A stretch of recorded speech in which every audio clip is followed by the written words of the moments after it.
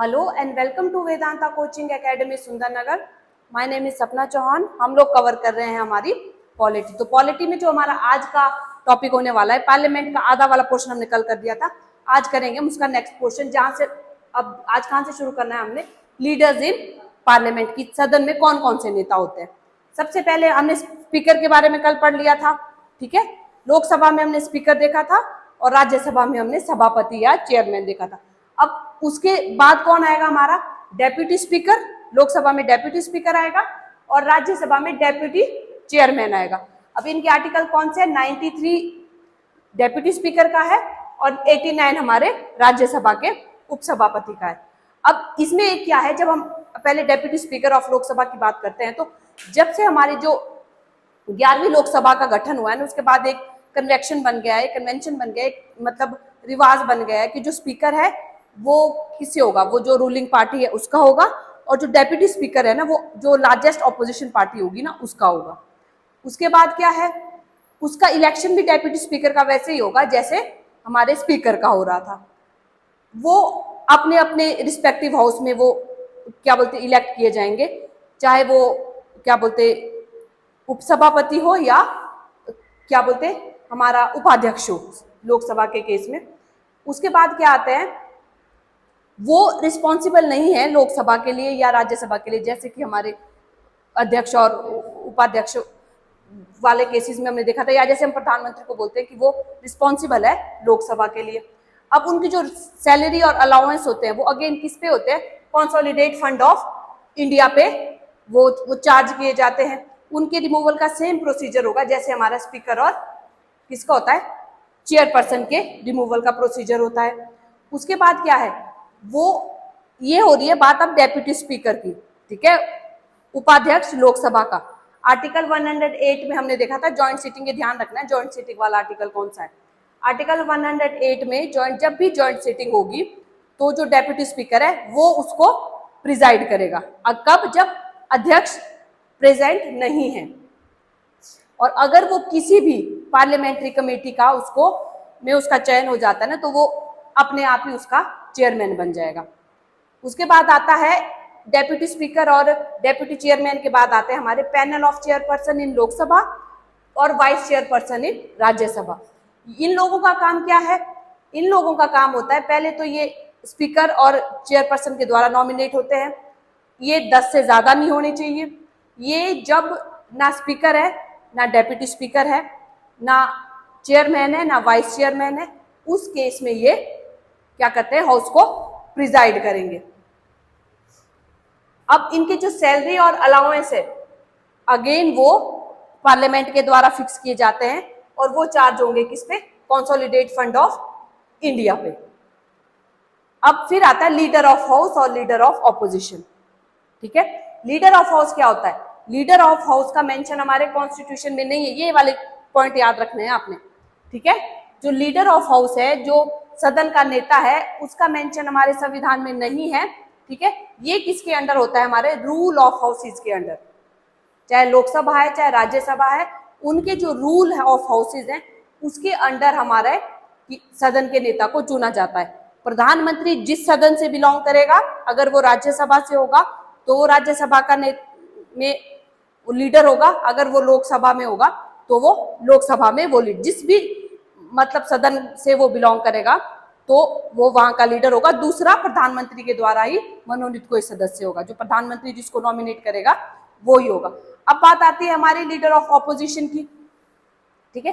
जो leader of opposition है वो क्या होगा, जो सबसे बड़ी विपक्षी दल होगा ना, उसका नेता होगा।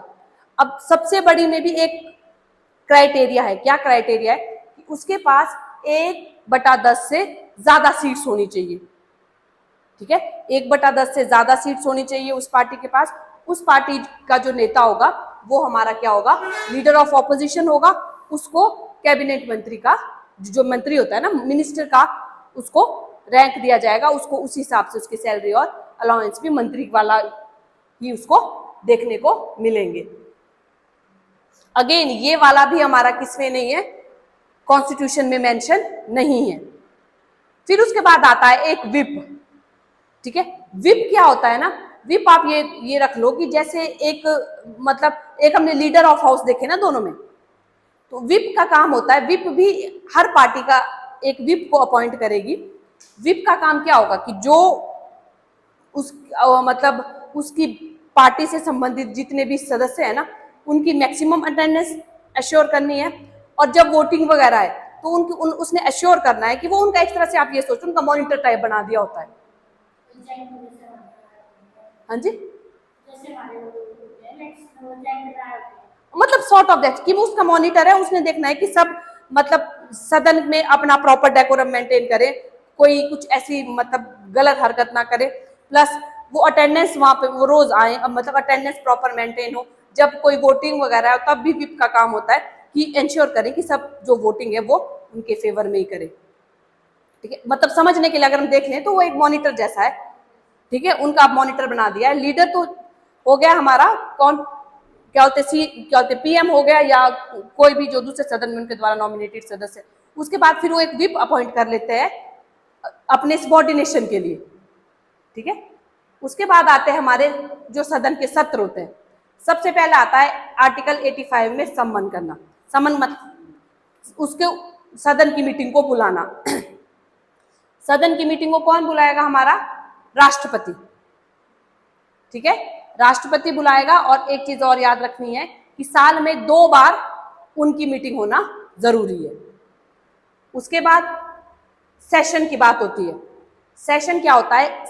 एक सत्र, जैसे मॉनसून सत्र, शीतकालीन सत्र, बजट सत्र, हम ऐसे देखते हैं ना कि फर्स्ट मीटिंग से लास्ट मीटिंग के बीच के समय को हम बोलते हैं सेशन। फिर आता है रिसेस, जैसे स्कूलों में होती है ना रिसेस पीरियड्स के बीच, तो ये आप सेम कॉन्सेप्ट यहां भी रखो। 2 सेशन के बीच का जो टाइम होगा उसको हम बोलते हैं रिसेस। फिर है एडजर्नमेंट, मतलब स्थगित करना। ठीक है, कि जो सदन की कार्रवाई है उसको स्थगित करना। अब सम्मन करने का काम कौन करेगा? हमारा राष्ट्रपति। और स्थगित कौन करेगा? स्थगित करेगा जो भी प्रिजाइडिंग ऑफिसर होगा। ठीक है, जो भी प्रिजाइडिंग ऑफिसर होगा, जो राज्यसभा में जो भी प्रिजाइड कर रहा हो, प्रिजाइडिंग ऑफिसर का मतलब समझ रहे हो ना आप, जो भी वहां पे मतलब अध्यक्ष होगा, उपाध्यक्ष होगा, या क्या बोलते हमारा सभापति होगा, उपसभापति होगा, वो उसको सदन की जो मीटिंग है उसको स्थगित करेंगे।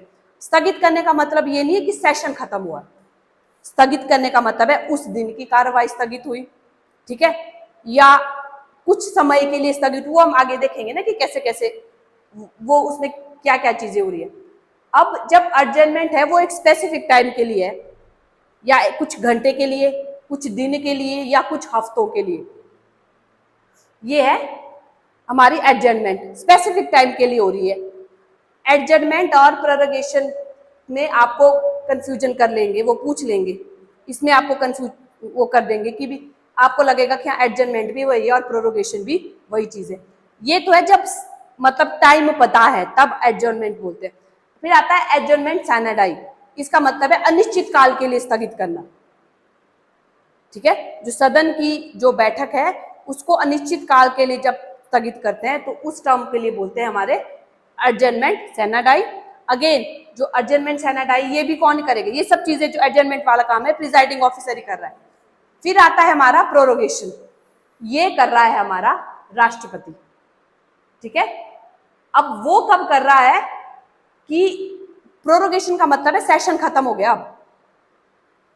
ठीक है, वो उसको पूरा सेशन खत्म होने के बाद वो उसकी अधिसूचना करेगा कि अब ये जो सत्र है ना ये सत्र खत्म हो गया।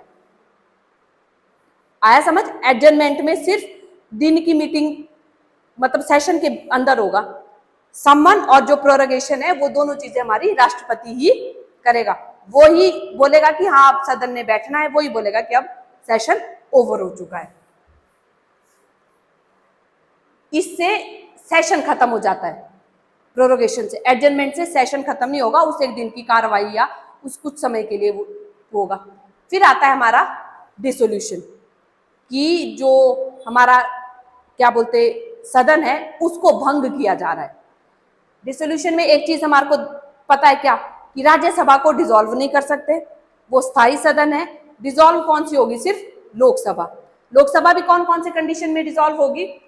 कि उसका जो टाइम पीरियड है वो खत्म हो गया है। अगेन डिसॉल्व कौन करेगा? राष्ट्रपति। ठीक है, जब उसका टाइम खत्म हो गया है या जब राष्ट्रपति को लग रहा है कि भाई इसको डिसॉल्व करना, उसको ऐसे ही नहीं लगेगा। कब लगेगा? जब हम आगे देखेंगे ना कि जो सरकार है वो अपना विश्वास खो चुकी है। जब लोकसभा डिसॉल्व हो जाएगी तो सारे जो बिल हैं, जो मोशंस हैं, जो रेजोल्यूशंस हैं, वो जो कमेटीज के पास है ना वो भी लैप्स हो जाएंगे। इनको हम आगे देखेंगे वो किस किस तरीके से लैप्स होते हैं। ठीक है, उसके बाद है हमारा lame duck session. Lame duck session का मतलब क्या होता है? जब हमारा जो लोकसभा है, क्यों ये तो हमारे को पता है ना, लोकसभा को तब तक, जब तक नई लोकसभा नहीं बनती तब तक पुरानी को भंग नहीं करते। तो क्या है, जब नई लोकसभा बन गई है उससे पहले जो पुरानी लोकसभा का लास्ट सेशन होगा ना उसको बोलते हैं लैम डक सेशन। अब इनमें यहाँ लैम डक क्यों बोला है? कुछ ऐसे लोग हैं ना जो इलेक्शन हार गए हैं, जो पहले एमपीज थे अब इलेक्शन हार गए हैं, अब वो नहीं है, तो उनको लैम डक बोला गया, लंगड़े बतख या कुछ इस तरह से ना। तो इसलिए उनको, इस सेशन को हमारे क्या बोलते हैं? Lame duck session. उसके बाद बात आती है हमारे कोरम की। कोरम तो हमने यहाँ पे आप लोगों को पता होगा कि कोई भी मीटिंग होती है उसमें कोरम, इवन पंचायत की मीटिंग में भी। तो हमारे वहां पर क्या बोलते हैं? पार्लियामेंट के केस में कोरम कितना है? 1/10, 1/10 मेंबर को आपके पूरे होने चाहिए तभी कोरम पूरा होगा। अब भाषा की बात आती है कि कौन सी भाषा का यूज होगा हमारे सदन में। मेन तो कौन सी, जो कॉन्स्टिट्यूशन में कौन सी भाषा लिखी गई है? हिंदी या इंग्लिश।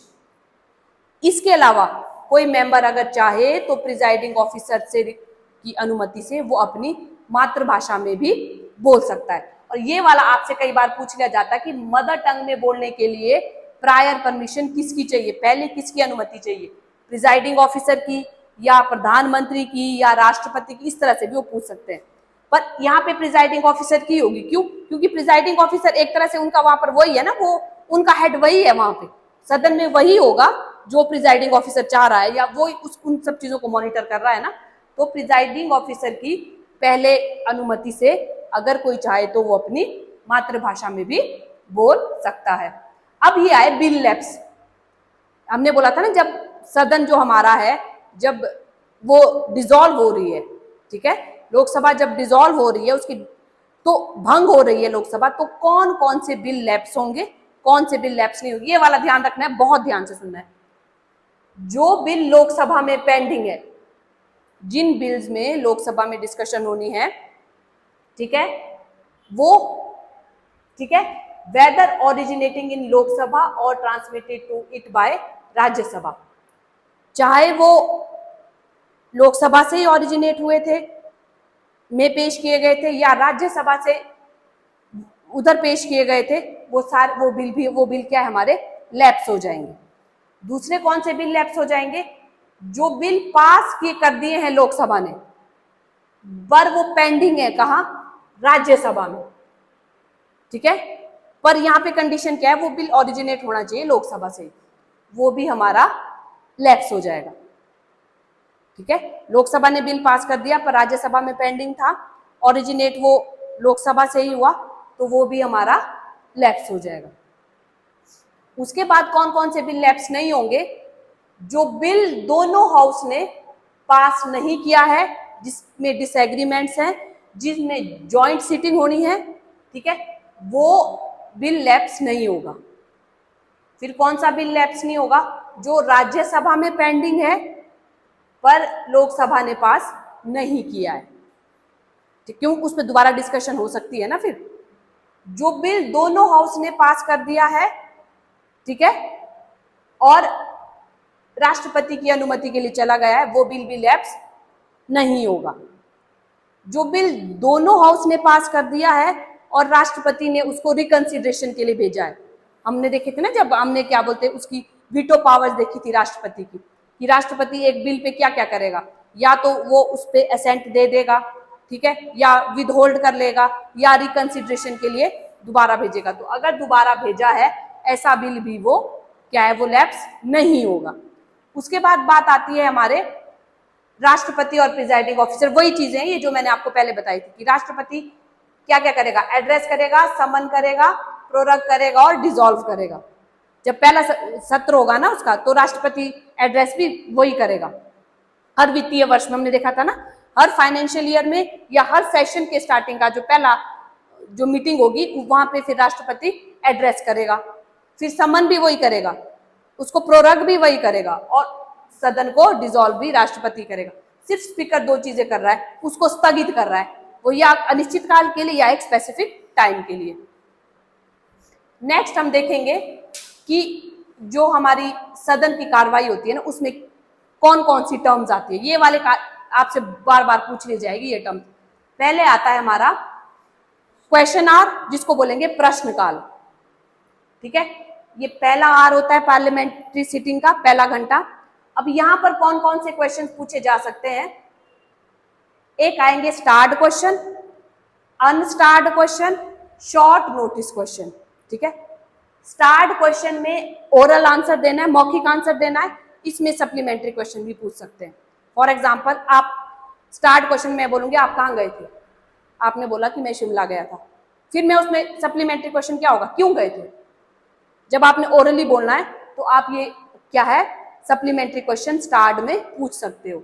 अनस्टार्ड में क्या है, आपको रिटर्न में आंसर देना है, लिखित रूप में, वहां आप सप्लीमेंट्री नहीं पूछ सकते।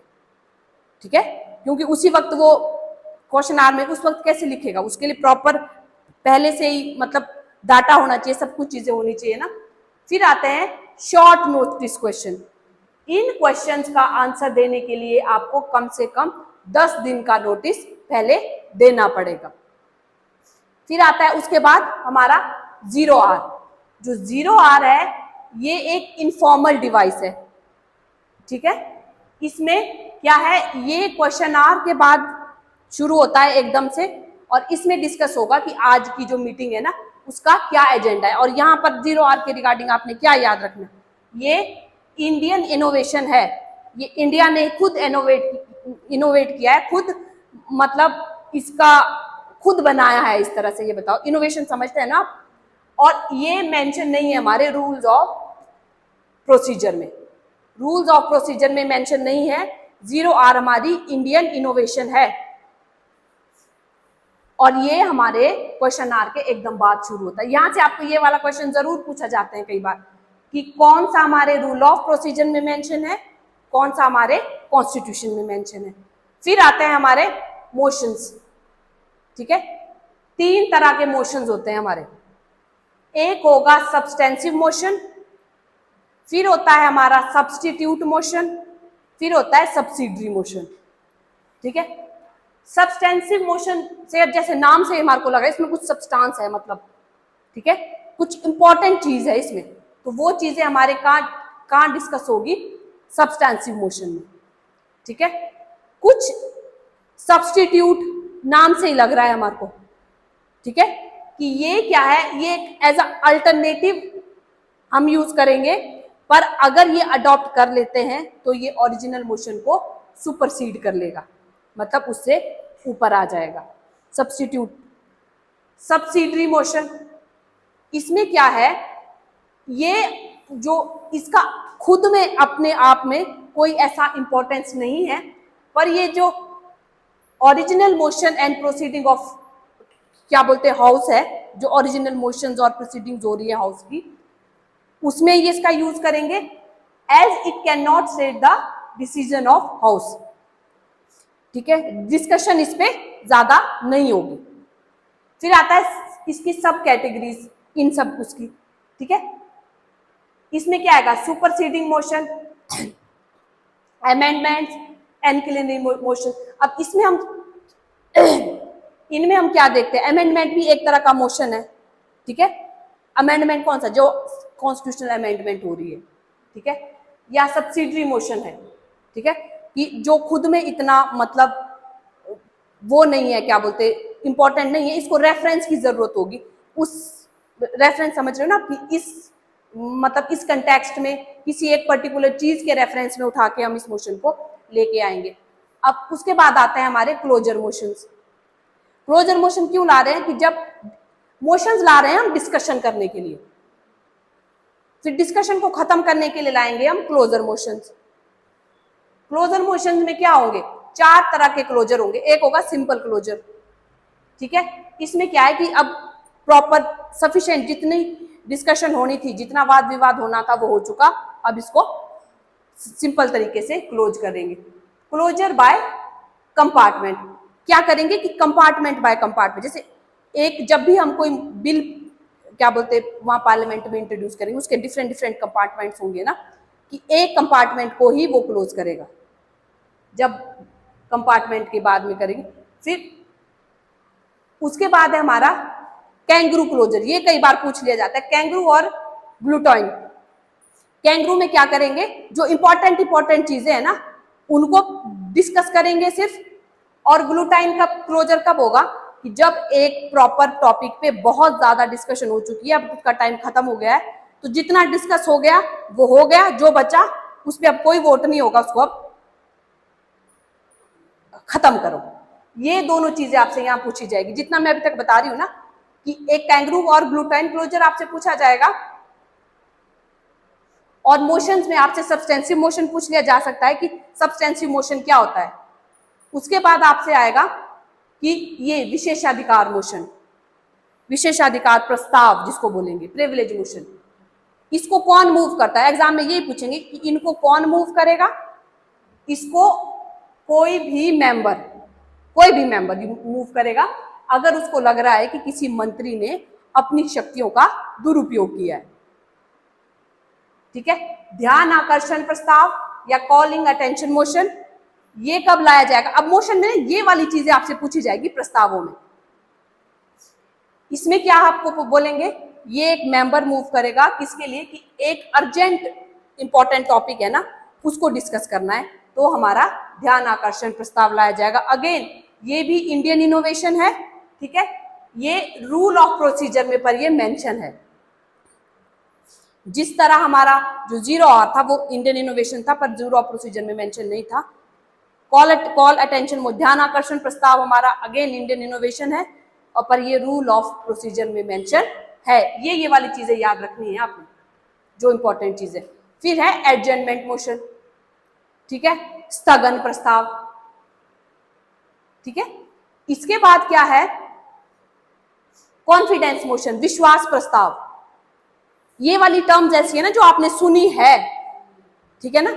विश्वास प्रस्ताव ये कब आएगा, जब राष्ट्रपति बोलेगा कि भाई तुम अपना वो करो, क्या बोलते, अपनी मेजॉरिटी प्रूफ करो। ये अब जब हमने वो देखा था ना, डिसॉल्व कर रहे थे जब हम लोकसभा को, ठीक है, तो राष्ट्रपति एक तो जब टाइम खत्म हो गया तब, दूसरी बार कब, जब राष्ट्रपति बोलेगा कि राष्ट्रपति को लग रहा है कि जो सरकार है वो अपना विश्वास खो चुकी है, वो अपनी मेजॉरिटी खो चुकी है, तो राष्ट्रपति विश्वास प्रस्ताव के लिए बोलेगा कि तुम अपनी मेजॉरिटी प्रूव करो अब सदन में। उसके बाद है नो कॉन्फिडेंस मोशन, ये आपने याद रखना है, आर्टिकल 75 के अंतर्गत। इसमें क्या है, और आर्टिकल 75 के अंतर्गत ला रहा है, तो आर्टिकल 75 प्रॉपरली क्या बोल रहा है, आर्टिकल 75 बोलता है कि जो काउंसिल ऑफ मिनिस्टर है वो कलेक्टिवली रिस्पॉन्सिबल है किसके, लोकसभा के लिए। काउंसिल ऑफ मिनिस्टर में प्रधानमंत्री भी आएंगे, ठीक है, काउंसिल ऑफ मिनिस्टर इंक्लूडिंग जो प्रधानमंत्री हमारे, वो रिस्पॉन्सिबल है हमारे लोकसभा के लिए, और वो हमारे जो पार्लियामेंट्री सिस्टम है ना उसका मतलब मूलभूत स्तंभ है, वो उसकी बेडरॉक है, उसकी नींव है, कि उनको लोकसभा के लिए रिस्पॉन्सिबल होना है। अगर वो रिस्पॉन्सिबल नहीं फील करेंगे फिर तो वो कुछ भी चीजें कर लेंगे ना। उसके बाद क्या है, अगेन जो नो कॉन्फिडेंस मोशन है हमारा, वो कहीं भी हमारे कॉन्स्टिट्यूशन में मेंशन नहीं किया गया है। ये कहाँ मेंशन किया गया है, rule 198 of rule of procedure में। अब नो कॉन्फिडेंस मोशन यहां पर बोला है कि लोकसभा में मूव कर सकते, इसको क्यों कर सकते हैं लोकसभा में मूव,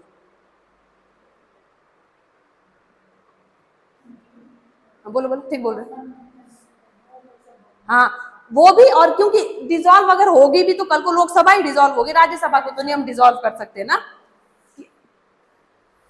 अगर क्योंकि ये वाला पास अविश्वास क्या होते प्रस्ताव पास हो गया, फिर तो सरकार गिर जाएगी ना। अब जो मिनिस्टर्स है वो कब तक मंत्री रह सकते हैं, जब तक उनके पास लोगों मेजॉरिटी है या विश्वास है। अविश्वास प्रस्ताव अगर लाना है तो मिनिमम 50 लोगों का वो है, क्या बोलते हैं, साइन होना, सपोर्ट होना चाहिए, और रीजन नहीं बता सकते, मतलब अगर आपको को जरूरी नहीं है कि आपको वजह बतानी है कि मैं क्यों अविश्वास प्रस्ताव लेके आ रहा हूं। ये पूरी काउंसिल ऑफ मिनिस्टर के अगेंस्ट लाई जा सकती है। जिस तरह से हमने ऊपर देखा था ना प्रिविलेज मोशन, वो एक स्पेसिफिक मंत्री के अगेंस्ट ला रहे थे, पर जो नो कॉन्फिडेंस मोशन है इसमें पूरे की पूरा मंत्रिमंडल शामिल है, पास हो गया तो सब मंत्रियों को रिजाइन करना पड़ेगा। फिर दूसरा आता है हमारा सेंसर मोशन या निंदा प्रस्ताव। इसमें क्या है, कोई एक जो सरकार की नीति है ना, ठीक है, उसके अगेंस्ट आपने अपनी अस्वीकृति या अपना रिजेंटमेंट शो करनी है तो आप सेंसर मोशन लेके आओगे। यहां आपको अपना रीजन बताना जरूरी है। क्यों? जब आप एक पर्टिकुलर नीति का विरोध कर रहे हो ना तो आपको बताना तो पड़ेगा ही ना कि इस पर्टिकुलर नीति का विरोध हम कर क्यों रहे हैं, क्या रीजन है। ये एक इंडिविजुअल मिनिस्टर के अंडर भी ला सकते हैं या ग्रुप ऑफ मिनिस्टर के अंडर भी लाया जा सकता है। लोकसभा में अगर ये पारित हो जाता है तो यहाँ पर क्या है, उनको रिजाइन करने की जरूरत नहीं है, पर जो सरकार है उसके बाद फिर उसको अपना विश्वास मत अप्रूव करना पड़ेगा। फिर राष्ट्रपति उनको बोल सकता है कि अब आप अपना, क्या बोलते, सदन में मेजॉरिटी प्रूफ करके दिखाओ। फिर आता है मोशन ऑफ थैंक्स।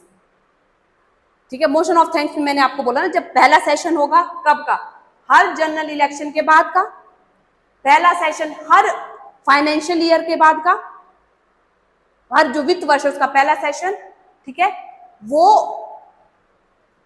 उस टाइम क्या है, जो राष्ट्रपति है हमारे वो एड्रेस करेंगे। और जो ये वाला मोशन है ये दोनों सदन में पास होना जरूरी है। अगर ये मोशन पास नहीं होता है तो इसका मतलब है कि सरकार अपना जो विश्वास है वो खो चुकी है और सरकार गिर जाएगी।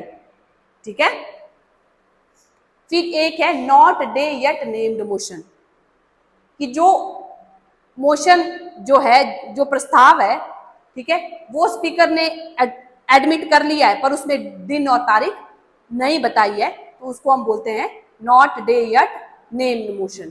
ठीक है, फिर आता है हमारा डिलेटरी मोशन। डिलेटरी मोशन क्या है, ये मोशन है किसके लिए, adjournment of debate on bill, motion और रेजोल्यूशन।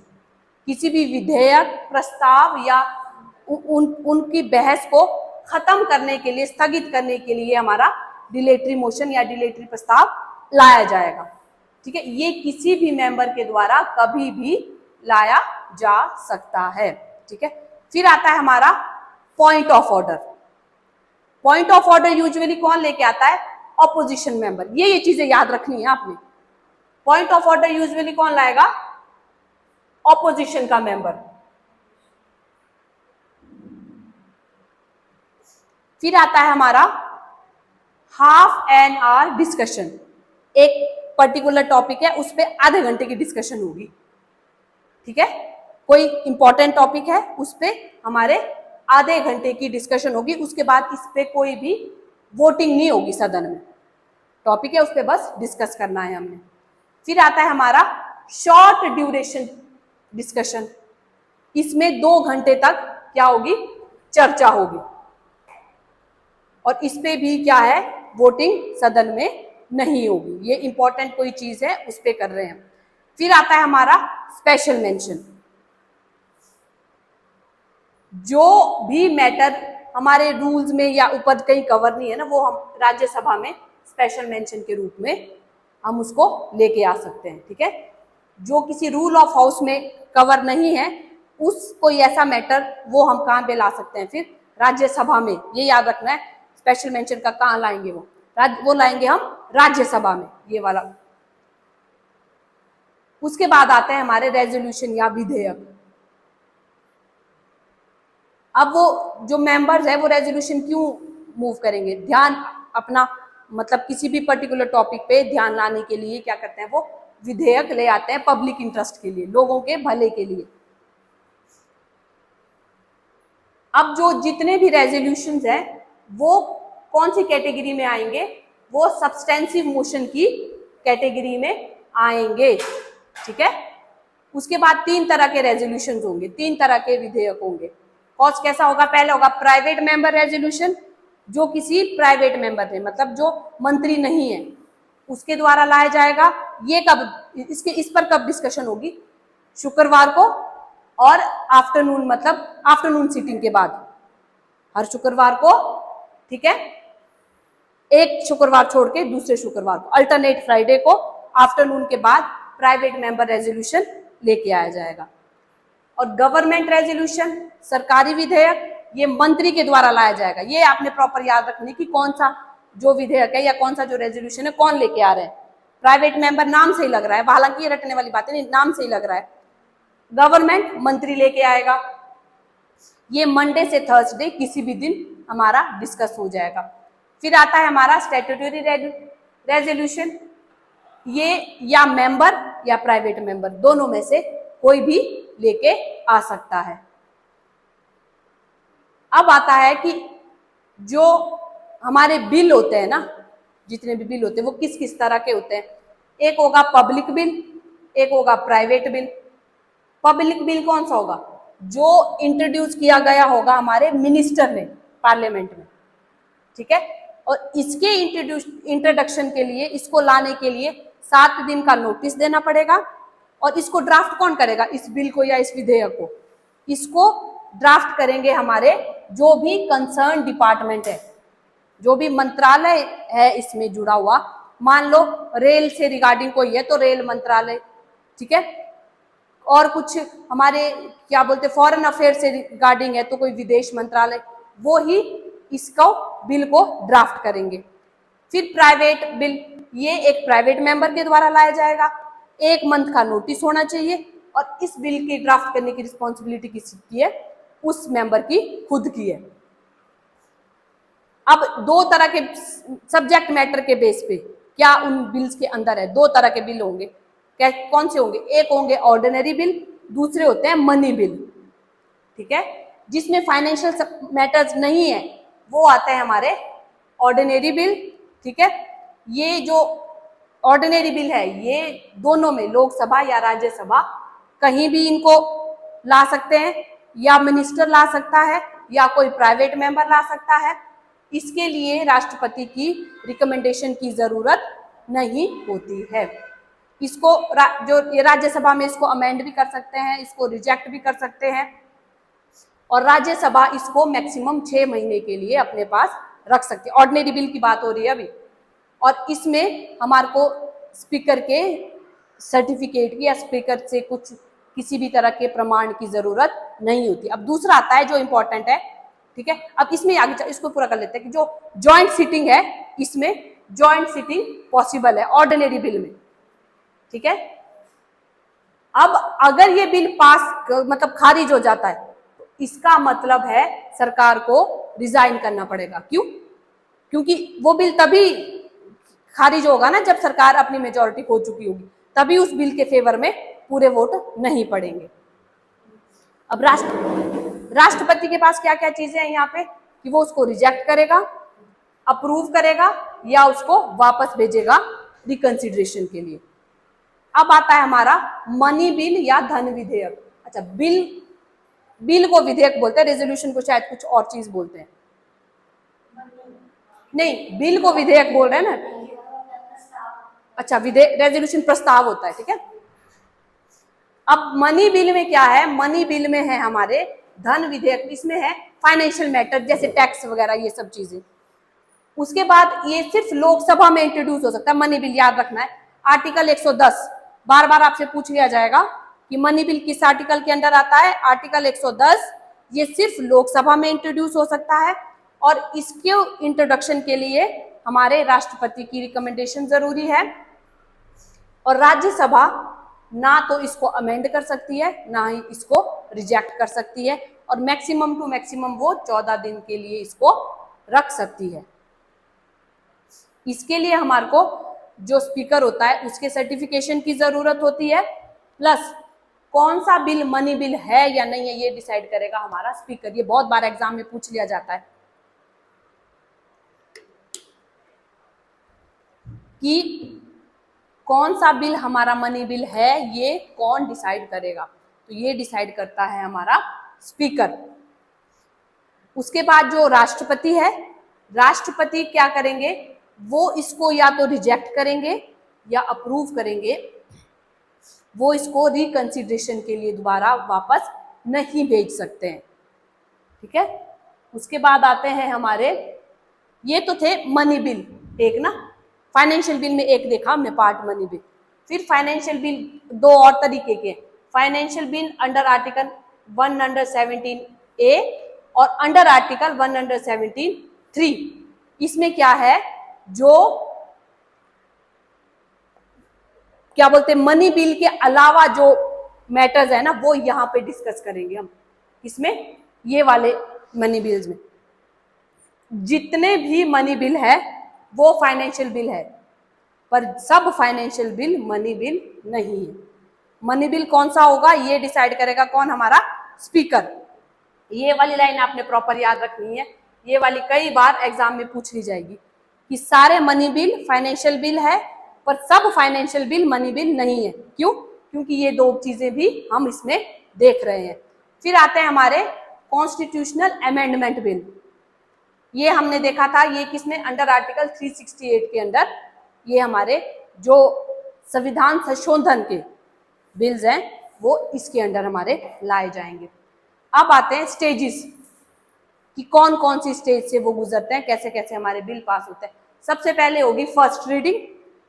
ठीक है, फर्स्ट रीडिंग में क्या होगा, जो मेंबर होगा वो इंट्रोड्यूस करेगा बस जस्ट बिल को, इस यहाँ अभी डिस्कशन नहीं होगी। फर्स्ट रीडिंग में प्रॉपर बताएगा कि क्या क्या चीजें हैं। जैसे लेक्चर देने से पहले मैं आपको बताती हूँ ना आज हम ये पढ़ेंगे, तो वो होगी इंट्रोडक्शन। फिर आती है सेकंड रीडिंग, यहाँ पे फिर प्रॉपर बिल पे चर्चा होगी। अब चर्चा कैसी होगी, पहले जनरल डिस्कशन होगी जैसे नॉर्मल चर्चा होती है, फिर जाएगा वो कमेटी के पास, एक कमेटी की गठन होगा, कमेटी के पास जाएगा, फिर कमेटी में वहां पॉइंट बाय पॉइंट एक एक चीज पे उसको वो कंसीडर करेंगे। फिर एक एक पॉइंट पे अलग अलग तरह से वोट करेंगे। कुछ चीजें चेंज करनी है वो फिर आएगी कि अच्छा यहाँ पर ये वाली चीजें चेंज करनी है, फिर उन पे डिस्कशन होगी। उसके बाद आएगा थर्ड रीडिंग। थर्ड रीडिंग में क्या होगा, सिर्फ फिर बुलाएंगे कि उसको एक्सेप्ट करना है या रिजेक्ट करना है, क्योंकि डिस्कशन सेकंड स्टेज पे प्रॉपर हो चुकी है। एक एक पॉइंट बाय पॉइंट उस पर डिस्कशन हो गई है, बार बार उस पर डिस्कस करने का कोई फायदा नहीं है। थर्ड रीडिंग में उसको बोलेंगे कि अब आप उसको पास करेंगे या रिजेक्ट करेंगे, बस यही पूछेंगे। फिर हमारे उसके बाद बिल चला जाएगा दूसरे हाउस में। दूसरे हाउस में भी अगेन यही सब चीजें होंगी। ठीक है, लेकिन हमने बोला था ना मनी बिल के केस में वो कोई अमेंडमेंट नहीं सजेस्ट कर सकते, पर बाकी जो नॉर्मल वहां पे बिल होंगे अगर वहां पे उन्होंने कुछ अमेंडमेंट सजेस्ट कर दिए, फिर वो अमेंडमेंट के साथ वापस पहले सदन में भेजेंगे, फिर वो सदन में वापस वही चीजें होंगी, फिर वो उधर भेजेंगे, फिर पास। जब ऐसे करके दोनों सदनों से फाइनली बिल पास हो जाता है, फिर जाता है वो राष्ट्रपति के पास।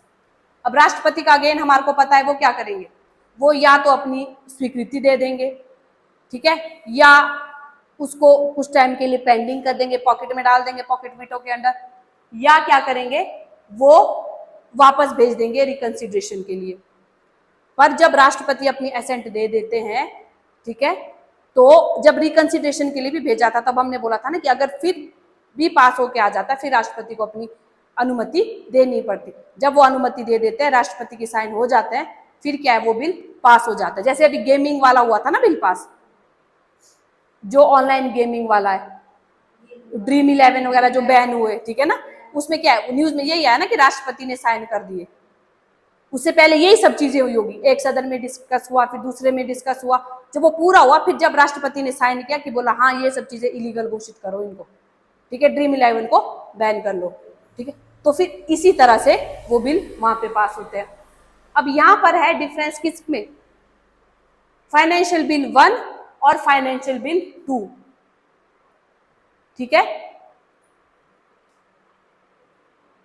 अब इसमें हम क्या देख रहे थे, ये 110 में मेंशन नहीं है, आर्टिकल 110 में तो सिर्फ मनी बिल था ना, पर इसमें जनरल लेजिस्लेशन, सामान्य कानून के मामले इसमें शामिल है। जो फाइनेंशियल बिल 2 है इसमें ये है हमारा जो एक्सपेंडिचर होना है, किससे, कंसोलिडेट फंड ऑफ इंडिया से जो खर्चे होने हैं ना, उसके रिगार्डिंग जितने भी मामले हैं वो हमारे फाइनेंशियल बिल 2 के अंडर आएंगे। ये दोनों हाउस में इंट्रोड्यूस हो सकता है, ये वाला जो है। इसके लिए हमारे राष्ट्रपति की प्रायर रिकमेंडेशन या परमिशन जरूरी नहीं है। फाइनेंशियल बिल 1 जो है ये सिर्फ लोकसभा में इंट्रोड्यूस हो सकता है, ठीक है, और इसके लिए हमारी रिकमेंडेशन राष्ट्रपति की जरूरी है। फाइनेंशियल बिल 1, ठीक है, जो other than consolidate fund of India से रिलेटेड है। एक तो है मनी बिल, फिर उसके बाद है फाइनेंशियल बिल 1, फिर आता है फाइनेंशियल बिल 2। फाइनेंशियल बिल 2 में थे हमारे जो कंसोलिडेट फंड ऑफ इंडिया से खर्चे करने हैं ना, वो वाले मैटर। हाँ, ये वाला भी लोकसभा में ही होगा।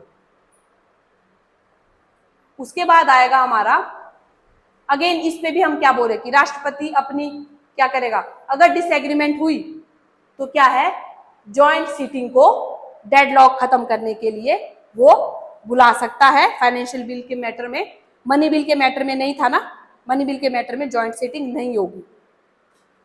अब यहाँ पर वो अपनी वो क्या करेगा, या असेंट दे देगा, सहमति दे देगा, या विदहोल्ड कर लेगा, या वापस भेजेगा दोबारा से रिकंसिडरेशन के लिए। अब आती है बात हमारी, जब हम घड़ी घड़ी बात कर रहे हैं ना बार बार joint sitting joint sitting joint sitting किसके अंदर आती है, हमारी आर्टिकल 108 के अंदर।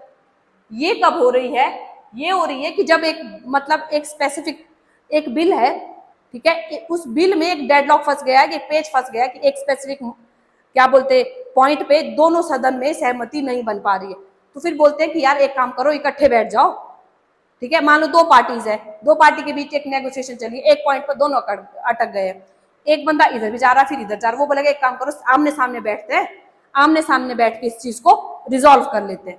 तो उसके लिए ही हमारे जॉइंट सीटिंग होगी। जॉइंट सीटिंग को समन कौन करेगा, राष्ट्रपति। उसको प्रिजाइड कौन करेगा, लोकसभा का स्पीकर, ठीक है।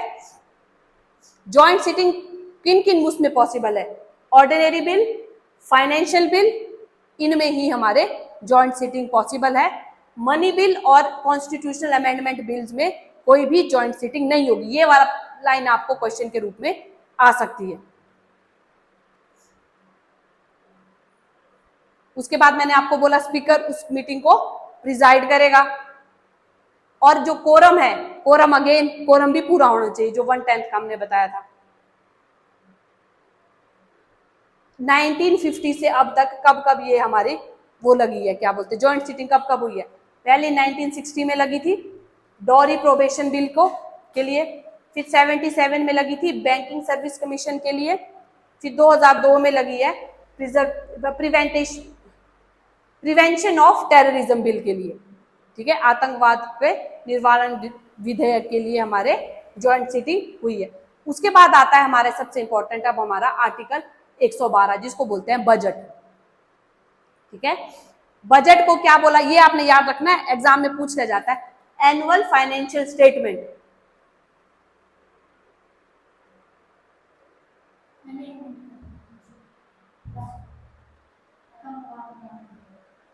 ठीक है, एनुअल फाइनेंशियल स्टेटमेंट हमारी आर्टिकल 112 के अंडर आती है, उसको बजट बोलते हैं। हम लोग भी बनाते हैं ना महीने के स्टार्टिंग में बजट घर में, कि कैसे कैसे, ये सेम प्रोसीजर यही हमारी सरकार कर रही है कि साल के स्टार्टिंग में वो एक बजट बनाएंगे कि उन्होंने खर्चे किस तरह से करने और कहाँ करने, फिर ये बजट वो जाके सदन में भी डिस्कस करेंगे, ठीक है, कि फिर वो ये भी बताएंगे कि इतना पैसा हमारे को यहाँ से कहाँ से उनको पैसा आया, ठीक है। वो अपनी एक एस्टिमेटेड रिसिप्ट बताएंगे और एक्सपेंडिचर कि कितना उनको पैसा आएगा, ठीक है, उसके एवरेज में कितना खर्चा होगा। अब राष्ट्रपति, मैंने आपको बोला था ना, president laid before both the house of parliament a statement of estimate receipt and expenditure of government of India for that. एक छोटी सी स्टेटमेंट टाइप जो वो ले करते हैं वो राष्ट्रपति करते हैं। बाद में जो प्रॉपर बजट है वो मैक्सिमम ऑफ द टाइम कौन पेश करता है, हमारा जो वित्त मंत्री है, ठीक है। अब क्या है, इसके बाद बात आती है हमारी कि अब जो बजट है ना उसमें क्या क्या बातें बताई जा रही है, उसमें ये चीजें बातें बताई जा रही है, क्या क्या प्रावधान है। एक तो मैंने आपको बताया कि राष्ट्रपति एक वो नॉर्मल सामने पेश करेंगे। अब राष्ट्रपति की रिकमेंडेशन के अलावा ना तो कोई डिमांड की जाएगी, ना ही कोई ग्रांट की दी जाएगी, ना ही पैसे मांगे जाएंगे, ना ही दिए जाएंगे राष्ट्रपति की रिकमेंडेशन के अलावा। और कंसोलिडेट फंड ऑफ इंडिया से, ठीक है, कोई भी पैसा ऐसे ही नहीं निकाला जाएगा बिना एप्रोप्रिएशन मेड बाय लॉ, ठीक है। कुछ एक्सेप्शन हैं जिनमें हम कंसोलिडेट फंड ऑफ इंडिया से पैसे निकाल सकते हैं, पर वो किसके अंडर आएगा, वो हमारे प्रॉपर जो लॉ बने उन कानूनों के अंदर जो कुछ स्पेशल केसेस मेंशन है उनके अलावा कोई भी पैसा कंसोलिडेट फंड ऑफ इंडिया से नहीं निकाला जा सकता है। कोई भी टैक्स ना तो लगाया जाएगा ना ही निकाला जाएगा, ठीक है। पार्लियामेंट उस जो एक बार बता दिया, पार्लियामेंट फिर उस पूरी साल में टैक्स घटा सकती है, बढ़ा नहीं सकती। मान लो बजट में ही हमारे को बताते हैं ना कि इनकम टैक्स का स्लैब ये है, गाड़ियों पे टैक्स इतना लगेगा या ये होगा, ये उस एक पर्टिकुलर साल के लिए बता दिया, ठीक है, एक बार डिस्कस हो चुका है।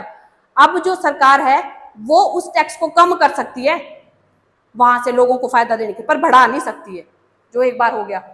अब राज्यसभा को कोई भी पावर नहीं है, ठीक है, इसके रिगार्डिंग।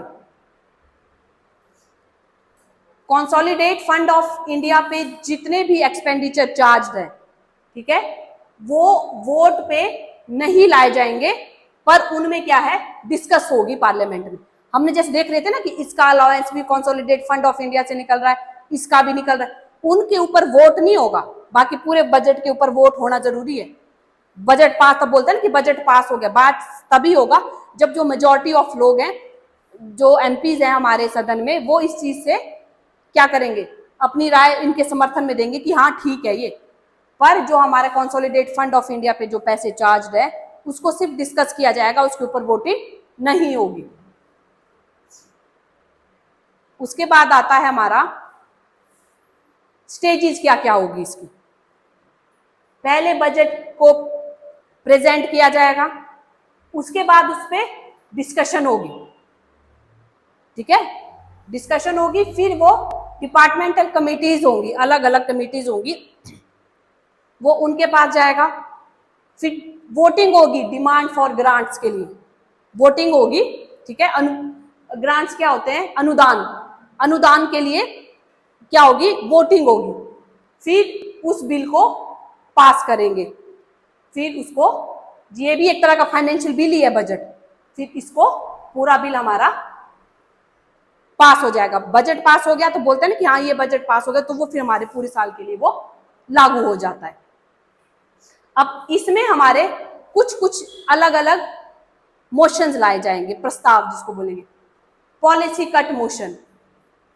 पॉलिसी कट मोशन का मतलब है कि जो वो पूरी पॉलिसी है ना उसको ही वो कट कर लेंगे। मान लो एक सर्टन पॉलिसी के लिए 100 रुपए मांगे थे ना, वो उसको रिड्यूस करके 1 रुपए कर लेंगे, मतलब पूरी पॉलिसी को ही उन्होंने मतलब निषेध कर लिया, कट कर लिया, उस नीति को ही खत्म कर लिया। फिर आएगा इकोनॉमी कट मोशन, ठीक है, इसमें क्या है, जो डिमांड, जो पैसे मांगे गए ना, ये उस पे बात हो रही है कि जितने पैसे मांगे गए उस पे तीन तरह से कट लगाए जा सकते हैं। एक तो क्या है कि पूरी की पूरी पॉलिसी को ही वो कट कर देंगे। उन्होंने 100 रुपए मांगे, वो बोल देंगे, एग्जाम्पल दे रही हूं मैं, कि जब आप किसी चीज के लिए 1 रुपए दोगे तो, ठीक है, तो वो पूरी पॉलिसी 1 रुपए में क्या होगा, कुछ नहीं होगा ना। उसके बाद आएगा हमारा इकोनॉमी कट मोशन, वो एक स्पेसिफाइड अमाउंट से, ठीक है, उस क्या बोलते हैं पैसे को कम करेंगे। मान लो 100 रुपए मांगे, 10 रुपए कम कर दिए, 20 रुपए कम कर दिए, एक स्पेसिफाइड अमाउंट में कम होगा वो पैसा। टोकन कट में क्या है, ठीक है, उसमें 100 रुपए कम किए जाएंगे,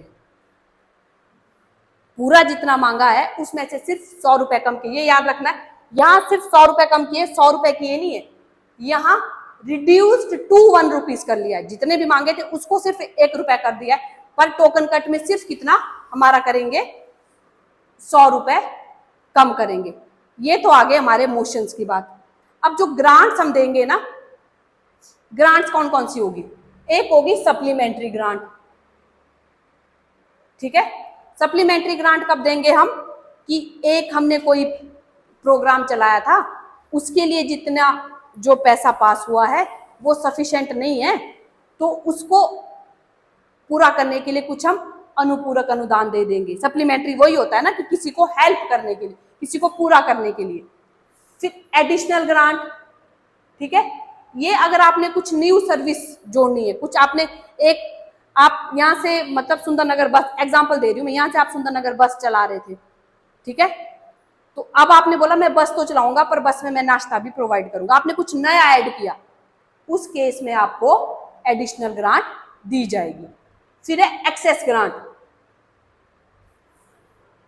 ये आपको क्या है, एक जो कोई भी सर्विस है, कोई भी काम है, उसको करने के लिए आपको पहले ही एक्सेस में पैसा ग्रांट कर दिया गया है साल के उस बजट के अंदर।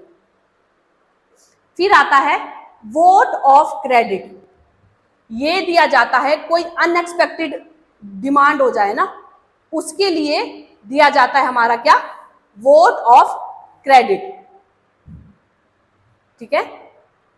It is granted for meeting N unexpected demand upon the resource of India, कोई अनएक्सपेक्टेड डिमांड जो हमने पहले से सोची नहीं थी।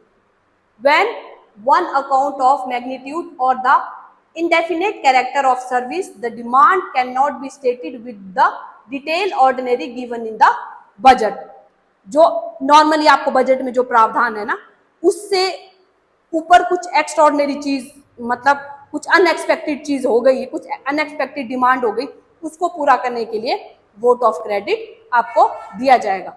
फिर ये है एक्सेप्शनल ग्रांट, ये किसी स्पेशल पर्पज के लिए दी जाएगी, कुछ स्पेशल पर्पज के लिए रखी जाएगी ये, ठीक है। उसके बाद है टोकन ग्रांट,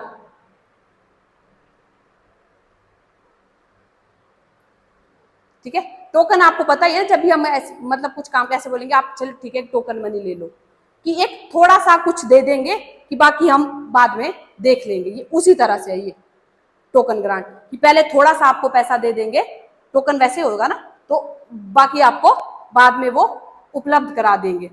अब ये देखना है, ये इंपॉर्टेंट चीज है जो आपको, ये 3 तरह के फंड बजट वाले, उससे ना आपको सबसे इंपॉर्टेंट क्या पूछा जाएगा, सबसे पहले या तो ये 3 फंड आ सकते हैं, ठीक है, और फिर आ सकते हैं कि जो आपको मैंने बताए थे ना कि पॉलिसी कट मोशन, कि 1 रुपया कर दिया, 100 रुपए से घटा दिया, या स्पेसिफिक अमाउंट से घटा दिया, ऐसे वाली चीजें आएंगी।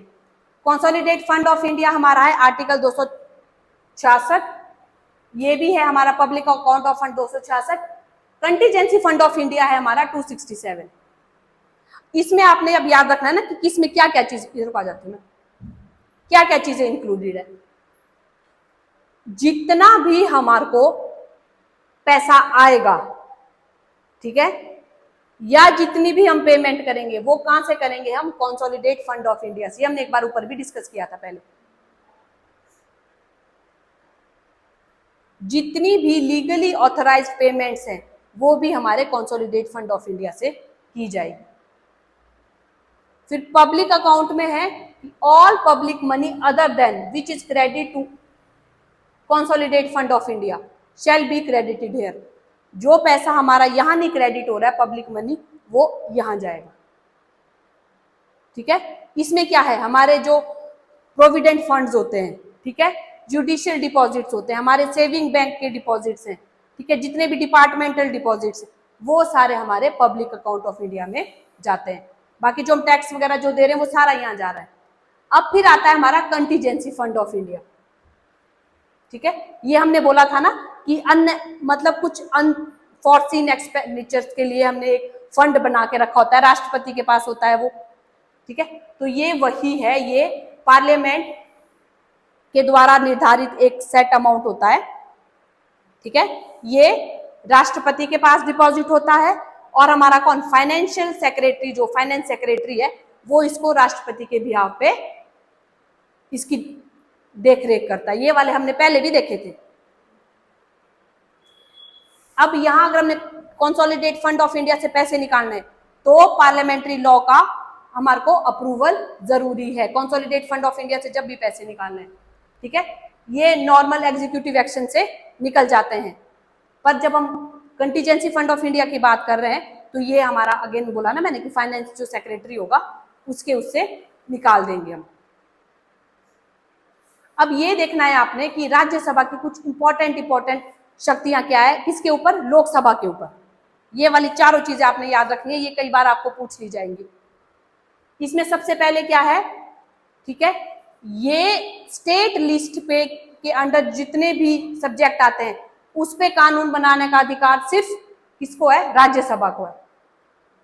ये सेंटर स्टेट रिलेशन में भी हमने देखा था ना कि कब बना रही थी राज्यसभा कानून, जब या तो स्टेट ने बोला या दो से ज्यादा स्टेट इन्वॉल्व है, ठीक है। स्टेट लिस्ट पे कानून बनाने का अधिकार सिर्फ हमारी लोकसभा को है। और ये क्या है, पार्लियामेंट के अंदर ये नई ऑल इंडिया सर्विस क्रिएट कर सकती है 2 या 2 से अधिक राज्यों के लिए। आर्टिकल 312 में ये दिया गया है। उसके बाद क्या है, ये वाइस प्रेसिडेंट के रिमूवल का जो रेजोल्यूशन है ये हमारा कहाँ आएगा, ये सिर्फ राज्यसभा में आएगा, लोकसभा में नहीं आ सकता। ये चारों पॉइंट आपने प्रॉपर याद रखने हैं। फिर क्या है, नेशनल इमरजेंसी को लगने की बात आ रही है जहां, ठीक है, और प्रेसिडेंट रूल को लगने की बात आ रही है, चाहे फाइनेंशियल इमरजेंसी को लगने की बात आ रही है, ठीक है। ये तब तक can remain effective if it is approval bye Rajya Sabha, ठीक है, alone if Lok Sabha is dissolve before the period of emergency. कई बार ये है ना कि अगर लोकसभा डिसॉल्व हो गई है तो सिर्फ राज्यसभा के अप्रूवल से ही हमारी इमरजेंसी लग जाएगी।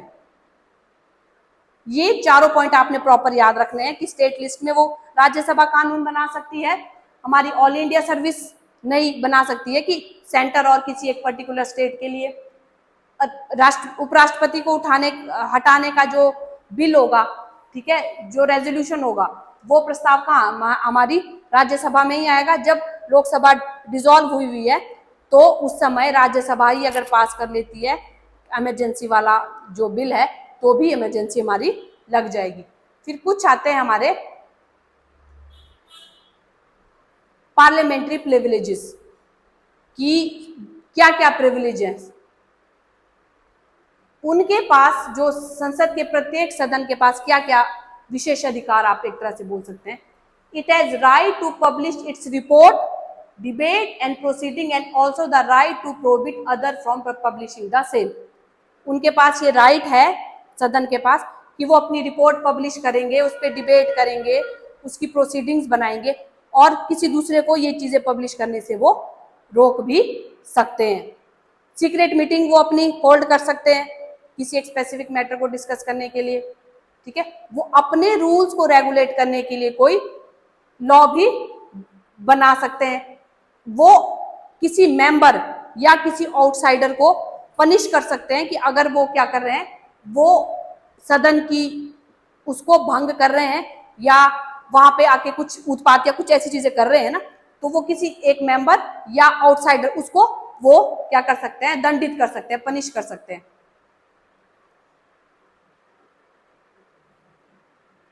अब जो कोर्ट्स हैं, कोर्ट्स जो है पार्लियामेंट्री प्रोसीडिंग्स में या उनकी कमेटी की उसमें वो दखल अंदाजी नहीं कर सकते। ये वाला पॉइंट आपने याद रखना है,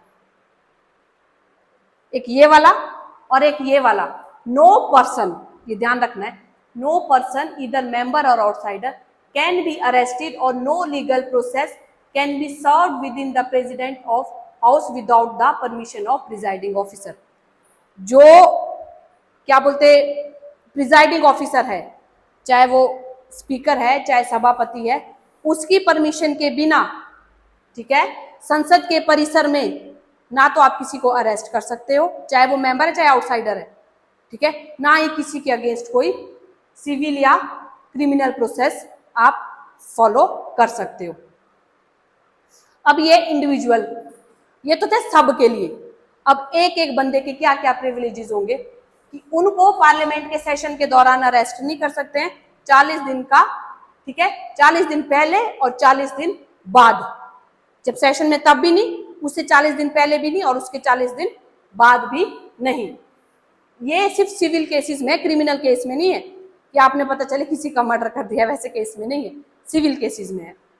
उनको फ्रीडम ऑफ स्पीच है, और जो उन्होंने बोला है ना उस पे उनके ऊपर कोई केस भी नहीं हो सकता है। अब उनका ये वाला याद रखना है सिर्फ यहाँ पे इंपॉर्टेंट, उनके विशेषाधिकार का स्रोत क्या है। कॉन्स्टिट्यूशन में आर्टिकल 105 में दो तरह के प्रिविलेजेस मेंशन थे, freedom of speech in parliament और right of publication of its proceeding. ये आर्टिकल 105 में मेंशन है। बाकी उसके द्वारा बाकी जो है वो कॉन्स्टिट्यूशनल प्रोविजन से निकाले गए हैं, various law made by parliament, मतलब सदन ने टाइम टाइम पे जो कानून बनाए हैं ना, और उनके जो रूल्स है ना दोनों सदन के, उसके द्वारा ये हमारे लाए गए हैं। बस ये हमारा पार्लियामेंट वाला चैप्टर इसके साथ ही खत्म होता है। ठीक है, अब नेक्स्ट हम करेंगे पार्लियामेंट्री कमेटी।